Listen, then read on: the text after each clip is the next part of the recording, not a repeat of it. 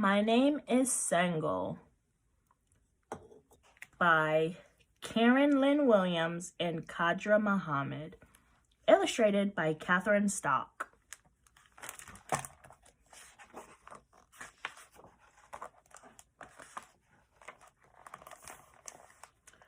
Don't worry, the wise one said as Sangoel prepared to leave the refugee camp. You carry a Dinka name. It is the name of your father and your ancestors before him. The old man hugged him, and Sangoel could feel the bones in his thin arms. Remember, you will always be a Dinka.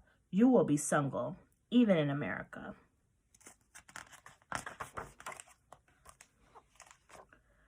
Sangoel's father was killed in the war in Sudan. His family had to run from the fighting in the middle of the night. Sangoel was a refugee. He did not have a home. He did not have a country.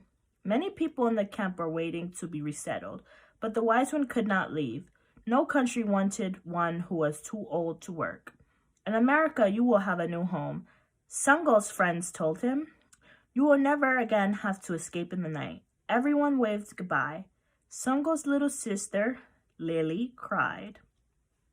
Silent tears rolled down Mama's cheeks. Sangoel knew he would never see his friends again.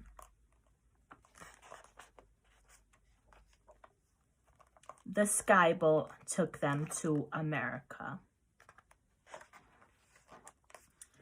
Everywhere, people rushed around, speaking English very fast. The stairs in the airport moved, and Mama was afraid to step on them. Doors opened by magic. Bright flashing lights made Sangoel's eyes burn. He shivered and his head ached. There, Mama looked. He shouted, our name. He spoke in Dinka, the language of his ancestors, and pointed across the huge room. Sangoel was only 8, but he was the man of the family. He grabbed Mama's hand and pulled her and Lily through the crowd. He stopped in front of a woman who held the sign. She smiled at Sangoel. You must be, she frowned and looked at a paper in her hand. Sangoel? Sangoel shook his head and kept his eyes on the floor. My name is Sangoel, he said softly in the simple English he had learned in the camp. I am Mrs. Johnson, the woman said. Welcome to America. She threw her arms around Mama and Lily. She bent down and squeezed Sangoel. She smelled like flowers. Mama and Mrs. Johnson were both crying. Sangoel blinked back tears. America was big and open and free. There was no barbed wire to keep them in. Mrs. Johnson showed them how to cross the street. All the cars stopped when the light was red, but Mama could not move until Mrs. Johnson helped her. Their new home was called an apartment. Mrs. Johnson brought a big bag of used clothes. She showed Mama how to cook on the stove. Sangoel translated. Everyone practiced pushing the buttons on the telephone. They learned how to eat with forks. The TV was a box with real people inside. Lily cried when Sangoel turned it off. She cried again when he turned it off.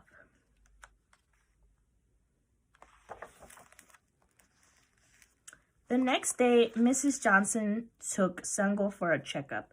The doctor stared at the medical form and scrunched up her forehead. Sangoel? How are you? My name is Sangoel, he mumbled. I am well. The doctor nodded and listened to his heart. Her hands were cold. When it was time to go to school, Sangoel did not want to leave Mama and Lily. But Mama said, you must go to school. Sangoel remembered the words of the wise one. Education is your mother and your father.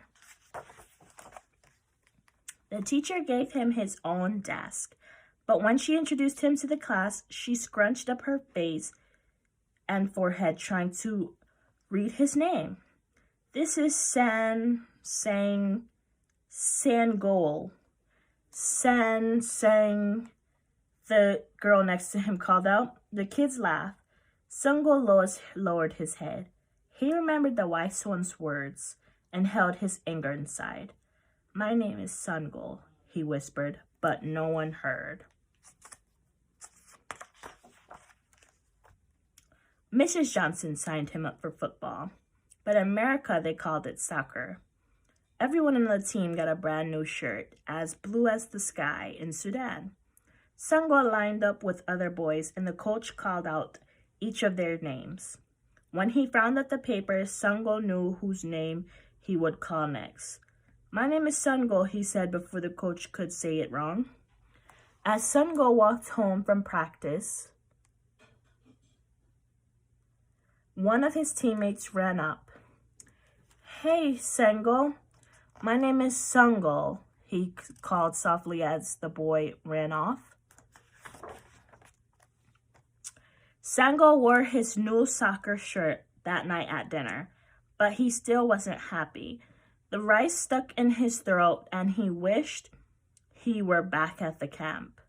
"What's the matter?" Mama asked. "In America, I have lost my name." Mama sighed. Her eyes were sad. "America is our new home now. Perhaps you need an American name." The words of the wise one sing in his memory. "You will always be Sangoel."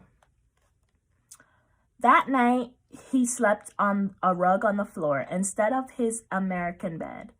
He had bad dreams about war and running and hiding. In the morning, Lily giggled and pointed to the letters on his shirt. "Dynamo," Sangoel told her. He straightened his shoulders. "It is my team name. See the ball?" Then Sangoel had an idea. He dumped all the clothes out of the bag Mrs. Johnson had brought. In the pile, he found an almost white shirt. He got his school markers and went to work. Finally, Sangoel put the markers away. He took off his brand new soccer shirt, he put on his almost white shirt, and went to school. All the children crowded around to read Sangoel's shirt. "My name is," it said across the top. After the words, there were two pictures. It's a sun and a soccer ball. The boy named Billy said, "It's a goal." The girl next to him said, "Your name is Sangoel." Sangoel nodded and smiled. The girl took a piece of paper out of her desk. She made a quick design and held it up. "I am Carmen," Sangoel said. "Yes." The girl held up two thumbs. Other students began tearing pages out of their notebooks and grabbing markers from their desks. Across the room, a boy held up his paper. "My name is Jason." "I'm Keisha." Another girl waved her picture like a flag. Toby drew a toe and a bee. "You had a good idea, Sangoel." His teacher gave him a big smile. "And you have a very good name." He stood tall and proud. "It is the name of my father and my grandfather and his father before him," he said. "My name is Sangoel, even in America."